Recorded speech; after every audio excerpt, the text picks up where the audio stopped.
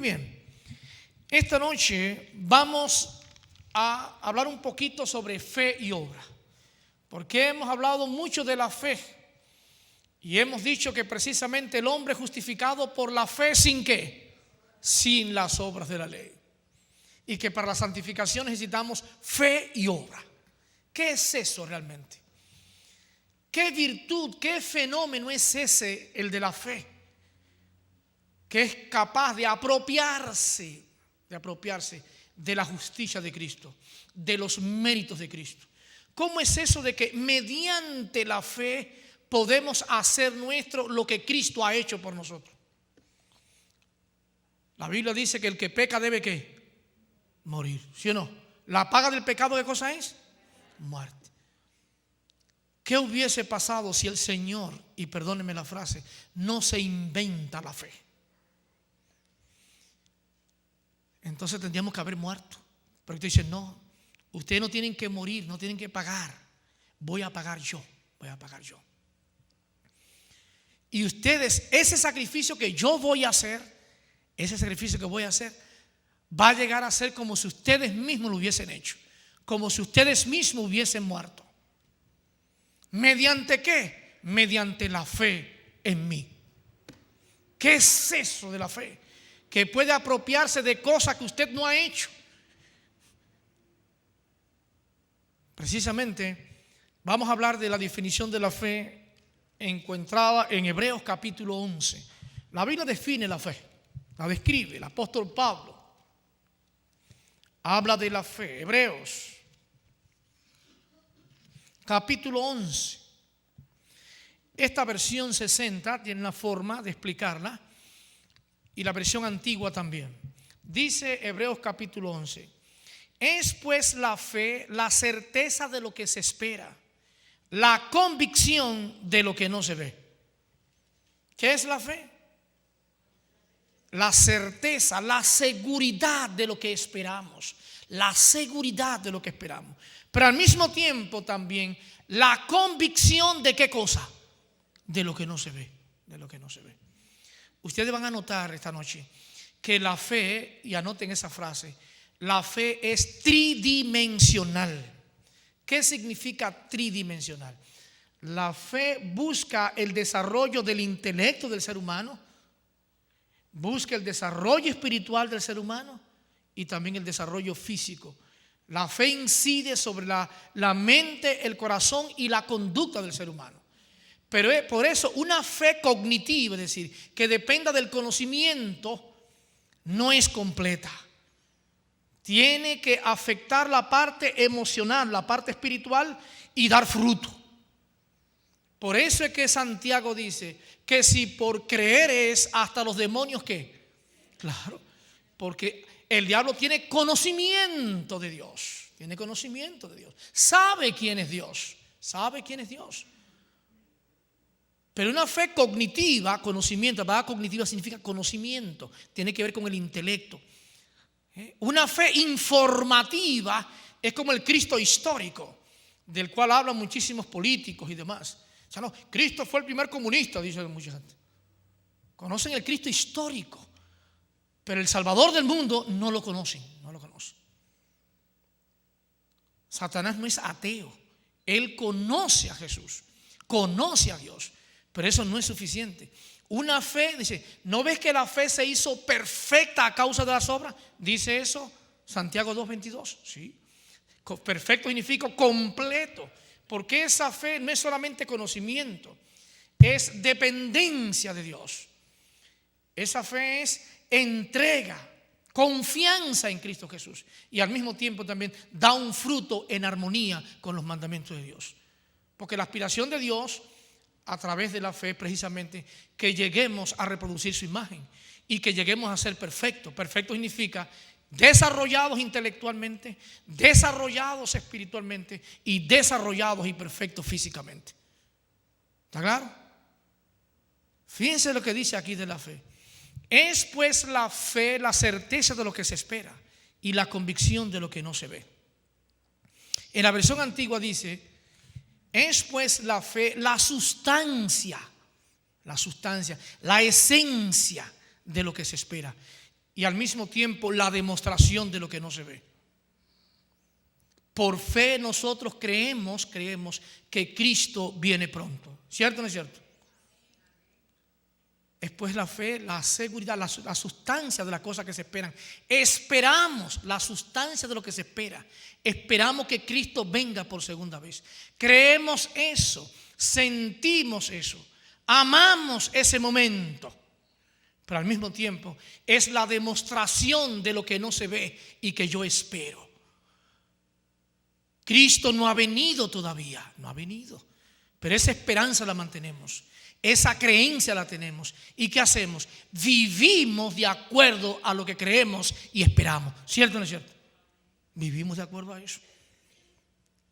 El hombre es en su conducta lo que es en su mente y en su corazón. Nosotros creemos que Cristo viene por segunda vez. El acontecimiento no ha sucedido todavía, pero vivimos en función de esa creencia. ¿Está claro eso? Conforme a lo que creemos. Por eso es, a veces hay personas que dicen, no importa lo que tú creas. No, lo que tú creas es importante. Es importante, es básico lo que usted cree. Porque de acuerdo a lo que usted crea, así va a actuar también. ¿Está claro eso? Así va a actuar. Un ateo no va a actuar como un creyente, porque va a actuar pensando precisamente que Dios no existe y que puede hacer cosas que nadie le va a ver. El cristiano tiene que empezar por la parte interior de la fe y luego manifestar esa parte interior de la fe en la conducta.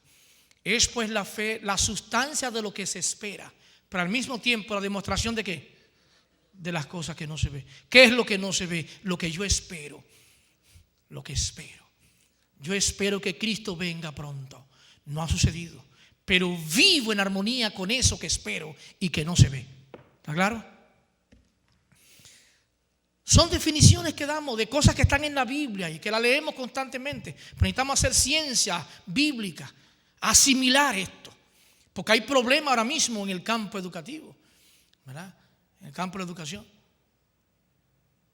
Se habla de una educación hoy, una educación muy informativa. La educación de hoy es incompleta. Y el hombre se jacta de tener una educación muy avanzada. Y a veces creemos que sí, que es cierto, porque como hay tanta tecnología, como hay tantos avances, pero la educación moderna es incompleta. Es muy cognitiva, es decir, es muy informativa. La gente hace 2 doctorados, 3 maestrías, y domina la contabilidad, domina la biología, domina la ingeniería, pero no sabe decir muchas gracias, ni con permiso, ni perdone usted.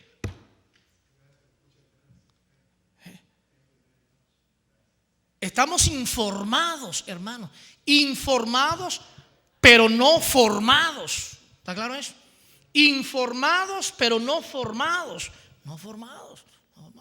Mi hijo está educado, dice la gente. Está educado mi hijo. Porque, es que tiene tantos doctorados y demás. Y no es capaz de decir, perdone usted, con permiso. No es capaz de decir, vieja, amor mío, esta mañana te ofendí con palabras. No debía hacerlo, estaba un poquito nervioso, perdóname. Fíjese qué problema el hombre de hoy, qué problema el hombre moderno. Y así está la educación hoy. Un contable preparado, domina la contabilidad, pero está haciendo planes de ver cómo desvía los libros para entonces tomar lo que no le corresponde. ¿Qué es eso? ¿Qué es eso? La educación es incompleta, es muy informativa, demasiado cognitiva y por consiguiente no hay formación, aunque hay mucha información. Vamos a leer un poquito sobre, después que define la fe el apóstol Pablo, fíjese los ejemplos que pone. En el capítulo 11 de Hebreos está la llamada galería de los mártires de la fe, ¿sí o no? Y usted nota que todos los ejemplos, después de haber definido la fe, de todos los ejemplos que pone, es de cosas que precisamente los héroes hicieron por fe. Hechos, acciones, obras Por la fe Abraham fue capaz de salir de Ur de los Caldeos. Cosas que hizo. Por la fe Noé preparó el arca. Por la galería de los mártires. Pero todo el resultado de esa fe, que es la sustancia de las cosas que se esperan, pero la demostración de lo que se ve, todo eso está basado precisamente en lo que el hombre cree, lo que el hombre siente y sobre todo lo que hace el ser humano por tener esa fe, lo que hace. Usted lee el capítulo 11 completo y está lleno de lo que el hombre ha hecho por fe. De lo que el hombre ha ¿qué? Hecho, de lo que el hombre ha obrado por fe, de lo que ha obrado. De lo que los grandes hombres han realizado. La fe sin obra es muerta, dice Santiago. Y todo el capítulo habla precisamente de obras extraordinarias que hicieron esos hombres. ¿Por qué? Por fe. Por fe. Increíbles. Analicen ese capítulo completo, léanlo y se darán cuenta qué dice ahí la palabra de Dios. Gracias al cielo, la fe es un don que el Señor nos da. La Biblia dice que Dios coloca en nosotros tanto el querer como el hacer por su buena voluntad. Es maravilloso entender eso. Fíjense que hablando de ese resultado de la fe, de ese producto de la fe, las obras de la fe siempre están en armonía con la justicia de Cristo. Las obras de fe siempre se ajustan a la ley de Dios, a los mandamientos de Dios. Por eso la Biblia dice que lo que no es de fe, ¿qué cosa es? Lo que no es de fe, ¿qué es? No oigo nada. Lo que no es de fe es pecado, ¿sí o no? Lo que no es de fe es pecado. Porque toda obra genuina, toda obra verdadera debe ser el producto del amor o el producto de la fe en Cristo Jesús. Si no es el producto del amor o la fe en Cristo, no tiene ningún valor. Se parece a la definición que el apóstol Pablo hace en 1 Corintios 13, que dice: si tú das tu cuerpo para ser quemado, es maravilloso. Toda tu hacienda dar a comer a los pobres, son obras buenas eso.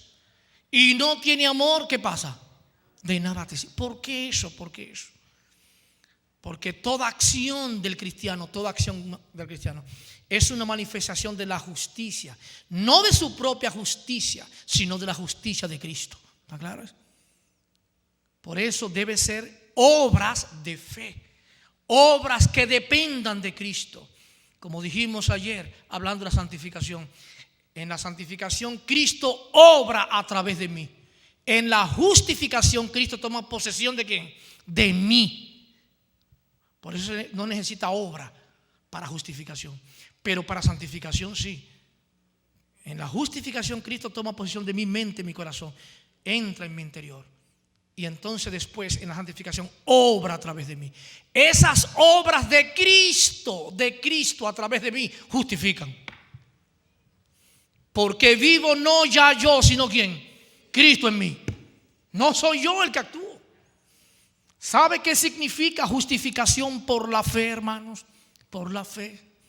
Justificación por la fe significa justificación por las obras de Cristo. Justificación por las obras de Cristo. No por mis obras, Porque las obras del ser humano es como trapo de inmundicia. Pero las obras que Cristo realiza a través de mí no son trapo de inmundicia. La que realizo por mí es justicia barata. Pero la que Cristo obra a través de mí es justicia perfecta. Porque Cristo manifiesta su carácter a través de mí. ¿Cuántos me están entendiendo? ¿Está claro eso? Interesante eso, hermano. Interesante. Es maravilloso entender cómo Dios obra. Y eso nos permite tener una tranquilidad y una paz extraordinaria. Porque muchos de nosotros, después de haber creído en Cristo y haberle aceptado, nos asustamos. ¿Y ahora qué hago? Nos sentimos como con el compromiso. Ahora debo obrar en armonía con los mandamientos de Dios. ¿Y cómo lo voy a hacer? De la misma manera, confiando y dependiendo de Cristo mismo. El Cristo que te dio el don de la fe de la confianza, te dará el poder para guardar sus mandamientos también. ¿Está claro eso? Te dará el poder para hacer eso. Así que la fe es conocimiento de Dios. La fe es confianza, dependencia. Y la fe es obra también. Para que la fe sea completa, tiene que envolver todas las facultades del ser humano. ¿Cómo se le llama a la integración de valores en la educación adventista? ¿La integración de qué? La integración de la fe se le llama. En los círculos educativos, a la integración de valores, en la educación adventista se llama la integración de la fe, se llama. La integración de la fe. Estoy dando informaciones que están en nosotros y que es parte de nuestra formación misma y de nuestras proyecciones. Se llama la integración de la fe. Porque en la fe cabe todo: el conocimiento, la dependencia y las obras. Cabe todo.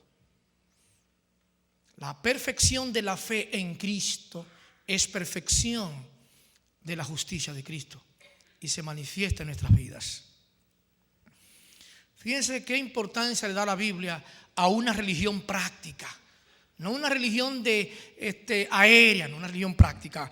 Mateo capítulo 7. Mateo capítulo 7.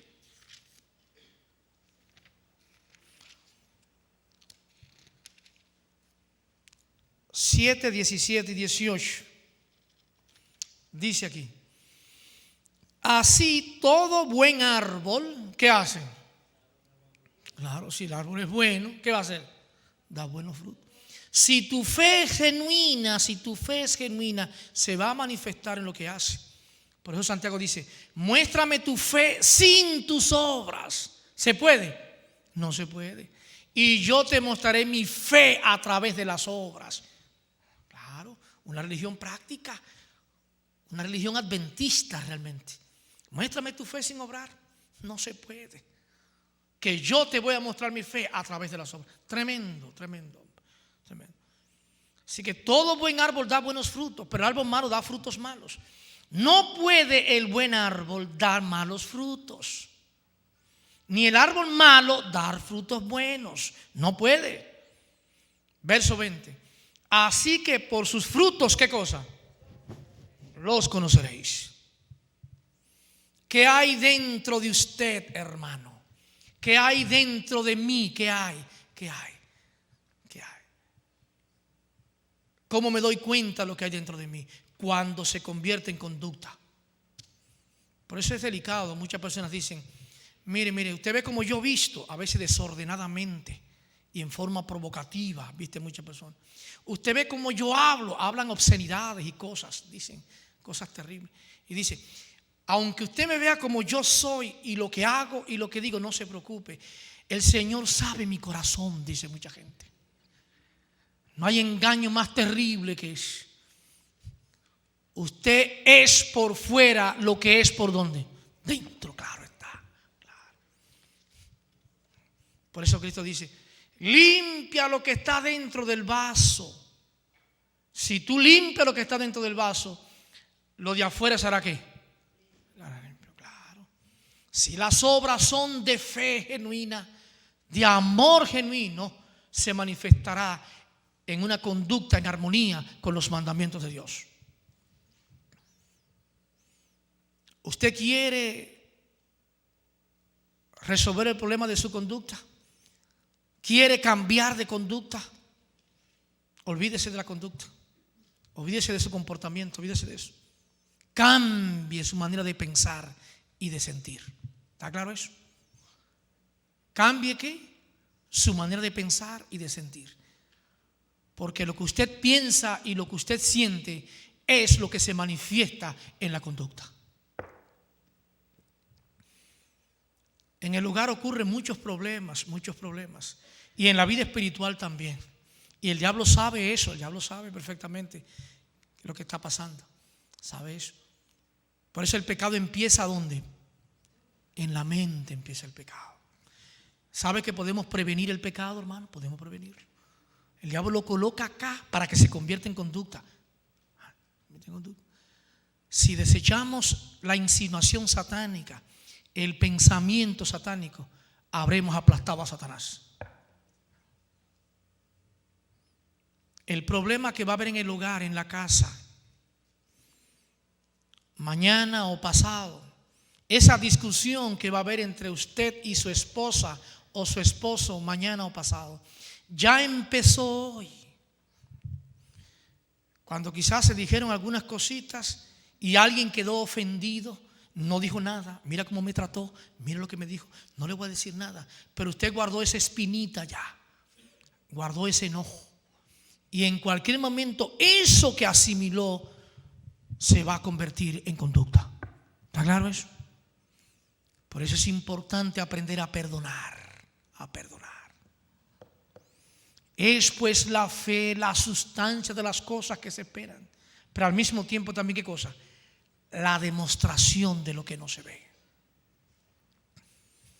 Necesitamos entender esas cosas y comprender un poquito más la naturaleza humana. Porque incluso nos hace falta entender eso hasta para tratar a nuestros hijos y saberle corregir. ¿Cuántos niños no hay que usted le ha dicho 20, 30, 40, 50 veces lo mismo y sigue haciéndolo? ¿Es verdad o no es verdad? Sigue haciéndolo. ¿Y qué es lo que pasa? ¿Qué es lo que pasa? Es porque nuestra educación es como la educación moderna, muy informativa, demasiado cognitiva, demasiado lógica, y no trabaja el nivel emocional o afectivo del niño. No lo trabaja. La educación moderna dice: cuando tú corrijas a un niño, dile esto es malo y dile por qué es malo. Maravilloso. Y eso es verdad. Está correcto. Pero eso no es suficiente. Eso no es suficiente. El hecho de que usted conozca lo que es bueno o lo que es malo no determina su conducta. Debemos conocer lo que es bueno y al mismo tiempo desear ser bueno. Tiene que trabajar la voluntad. Tenemos que amar, desear ser bueno. La parte afectiva debe participar. El conocimiento de una cosa, de la verdad, es un factor importante, pero no suficiente para cambiar de conducta. No suficiente. ¿Me están entendiendo? ¿Cuántos conocen los 10 mandamientos? ¿Cuántos aquí? Bueno, si lo conocemos, debiera ser ese conocimiento suficiente para guardarlo. Pero no ocurre así. Hasta de memoria a veces lo sabemos los 10 mandamientos. Y eso no garantiza que usted guarde los 10 mandamientos. No garantiza eso. Necesitamos no solamente conocer, sino desear, asimilar emocional y espiritualmente las cosas. Al niño usted le dice: mira, no haga esto, no haga aquello, por esto. Y es verdad, maravilloso. El conocimiento es un factor importante, pero no es suficiente. Y el niño sigue haciendo lo mismo. Necesitamos trabajar su parte emocional, esa parte espiritual del muchacho, la voluntad. Quizás ha llegado el momento cuando usted ha hablado lo mismo con el niño. Siempre le ha dicho, ha apelado a su nivel cognitivo, ha apelado a su mente, a su intelecto, pero apele a su corazón. Trabaje con el corazón, trabaje. Quizás ese niño que no obedece, aproveche un momento en que él no haya hecho nada malo, que no haya cometido ningún error. Aproveche un momento de eso y siéntalo. En un momento en que no haya hecho nada malo, llámelo aparte y dígale: mira, Carlitos, déjame decirte una cosa, mi niño. Sabe que tu papi te quiere mucho a ti, tu papi te quiere. Pero yo me siento tan triste cuando tú cometas algún error. Yo te he dicho esto constantemente y tú siempre haces lo mismo que te prohíbo. ¿Por qué tú eres así? ¿Sabes tú que eso me hace sentir triste. Papá, pero yo he cometido un error ahora. No, te estoy diciendo precisamente ahora eso. Yo te quiero. Pero me entristezco profundamente cuando te veo hacer esas cosas que te he dicho. Estoy trabajando, ¿qué parte? ¿Qué estoy trabajando ahí? ¿La parte qué? Afectiva, la parte emocional. Hace falta eso. ¿Verdad? Eso mismo ocurre con los adultos. Hace falta decir a la esposa, decírselo, te quiero. Sabe que me siento contento de que el Señor me haya dado una esposa como tú. Hace falta eso. No, ya lo sabe. Lo sabe, no hay por qué decírselo, porque no, hace falta decirlo. Necesitamos trabajar esa parte afectiva del ser humano. ¿Está claro eso? Las obras son una manifestación de lo que somos por dentro. Es tanto así que el juicio final, cuando el Señor nos llame a cuenta, nos llamará a cuenta y nos va a juzgar conforme a ¿qué? ¿A nuestra qué? A nuestras obras. Gracias. Vamos a leer algunos cuantos versículos que muestran eso. Porque la gente ha tomado la ley de Dios y las obras y la ha echado a un lado. Porque como no es por obra para que nadie se gloríe, sin embargo, ¿qué papel trascendente desempeñan las obras? Proverbios, el capítulo 12 de Proverbios. Proverbios capítulo 12, versículo 14 dice: el hombre será saciado de bien del fruto de su boca, y le será pagado según qué cosa. ¿Según qué? La obra de sus manos. Según la obra de sus manos. En Romanos capítulo 2. Romanos capítulo 2. Un punto importante, estos versículos de Romanos. Romanos capítulo 2. Leamos los versículos del 5 en adelante. Fíjense lo que dice la palabra de Dios en cuanto a lo que creemos, conocemos y que debemos practicar. Romanos 2, del 5 en adelante. Pero por tu dureza y por tu corazón no arrepentido, atesoras para ti mismo ira para el día de la ira y de la revelación del justo juicio de Dios, el cual pagará a cada uno conforme a qué, a sus obras. Siempre obras. Vida eterna a los que perseveran en el bien hacer. Obras en el bien hacer. Buscan gloria y honra e inmortalidad. Pero ira y enojo a los que son contenciosos y no obedecen a la verdad, sino que obedecen a la injusticia. Tribulación y angustia sobre todo ser humano que hace lo malo. Hacer. Las obras buenas no justifican, pero las malas hacen perder. ¿Cierto o no es cierto? Tribulación y angustia sobre todo ser humano que hace lo malo. El judío primeramente y también el griego. Verso 10. Pero gloria y honra y paz a todo el que hace lo bueno. Al judío primeramente y también al griego. Porque no hay acepción de persona para con Dios. Porque todos los que sin ley han pecado, sin ley también perecerán. Y todos los que bajo la ley han pecado, por la ley serán juzgados. A fin de cuentas, cada cual dará fe y tendrá que rendir cuenta de lo que hace. Pastor, me preguntó alguien una vez, ¿qué hará el Señor con los indígenas que había en Santo Domingo, en Puerto Rico, en Centroamérica y en las islas del Caribe? Que existieron antes de Cristóbal Colón llegar a América y que no conocían a Jesús. Me pregunta alguien. Claro, de alguna manera, los que no conocían la ley serán juzgados por sus obras. Los que sin ley pecaron, sin ley serán juzgados. Porque de alguna manera, el indígena sabía que tomar el hacha que no era de él y era de su compañero estaba mal. que convivir con la esposa de la otra persona, del compañero, del prójimo, estaba incorrecto. Los que sin ley pecaron, sin ley serán juzgados. Y los que con ley pecaron, también serán juzgados para el conocimiento de la ley. Pero todo el mundo tendrá que dar cuenta por sus obras, por sus hechos. Repito otra vez, porque todos, verso 12, porque todos los que sin ley han pecado, sin ley también perecerán. Y todos los que bajo la ley han pecado, por la ley serán juzgados.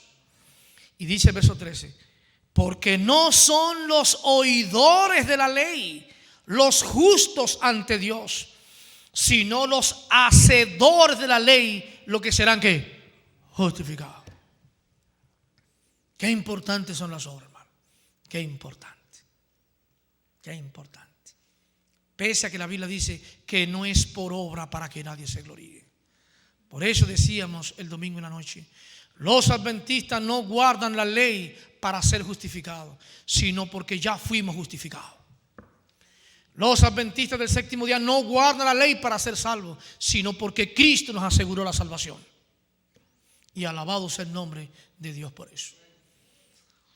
Por último, ese juicio de que habla aquí, que va a presentarse y que seremos juzgados conforme a nuestras obras. Fíjense lo que dice la Biblia en San Mateo capítulo 25, cuando el Señor nos llame a cuenta, cuando venga en gloria.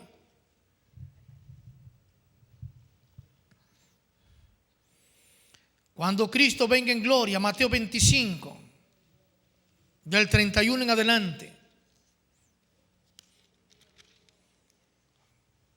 Fíjense qué dice, quiero que lo busquen, lo tengan en la mano ahí. Mateo 25 del 31 en adelante. Cuando el Hijo del Hombre venga en su gloria y todos los santos ángeles con él, entonces se sentará en su trono de gloria. Y serán reunidas delante de él todas las naciones. ¿Cuántos serán reunidas? Todas las naciones. Y apartará los unos de los otros como aparta el pastor las ovejas de los cabritos. Y pondrá las ovejas a su derecha y a los cabritos a su izquierda. ¿Y por qué, Señor? ¿Qué hemos hecho para que haga eso? Va a notar que el juicio va a estar basado en las obras. Y dice el versículo 34. Entonces el rey dirá a los que están a su derecha: venid benditos de mi Padre, heredad el reino preparado para vosotros desde la fundación del mundo. Porque tuve hambre y me disteis de comer, tuve sed y me disteis de beber, fui forastero y me recogisteis, estuve desnudo y me cubristeis, enfermo y me visitasteis, en la cárcel y vinisteis a mí. Entonces los justos le responderán diciendo: Señor, los mismos justos, ¿cuándo te vimos hambriento y te sustentamos? O sediento y te dimos de beber. Y cuando te vimos forastero y te recogimos, o desnudo y te cubrimos. Y cuando te vimos enfermo en la cárcel y vinimos a ti. Y respondiendo el rey les dirá: de cierto os digo que en cuanto lo hiciste a uno de estos mis hermanos pequeñitos, ¿qué? A mí lo hicisteis. Tremendo. ¿Basado en qué? En una fe. Una fe. Siempre la fe va primero, La fe va primero siempre. Porque lo que no es de fe, ¿qué cosa es? Todas estas obras de bien deben ser obras de amor y obras de fe. Si son presuntuosas, no tienen sentido. Si no son obras de amor, podemos dar nuestro cuerpo hasta para ser quemados. Deben ser obras de fe siempre. El fruto o resultado de una confianza y dependencia plena de Cristo Jesús. Verso 41. Entonces dirá también a los de la izquierda. No olviden que hay un párrafo que dice que muchas personas echarán fuera demonios en el nombre de Cristo, ¿sí o no? Y el Señor, ¿qué va a pasar? Señor, en tu nombre hicimos milagros y demás. Sí, yo no te conozco. Fue en mi nombre, pero yo no te conozco. ¿Cuál era tu conducta y tu intención al hacer las cosas? Entonces dirá, verso 41, también a los de la izquierda: apartaos de mí, malditos, al fuego eterno, preparado para el diablo y sus ángeles. Ahí va todo. Si leen Apocalipsis 20, mostraremos cómo Satanás, los ángeles y todos los impíos serán destruidos. Porque tuve hambre y no me disteis de comer. Siempre el fruto de la fe, la sobra. Tuve sed y no me disteis de beber. Fui forastero y no me recogisteis. Estuve desnudo y no me cubristeis. Enfermo y en la cárcel y no vinisteis a mí. Entonces también ellos le responderán diciendo: Señor, ¿cuándo te vimos hambriento, sediento, forastero, desnudo, enfermo, en la cárcel y no te servimos? Entonces responderá diciendo: de cierto os digo, en cuanto no lo hicisteis a uno de estos más pequeños, tampoco a mí que lo hicisteis. E irán estos al castigo eterno, y los justos ¿a dónde? A la vida eterna.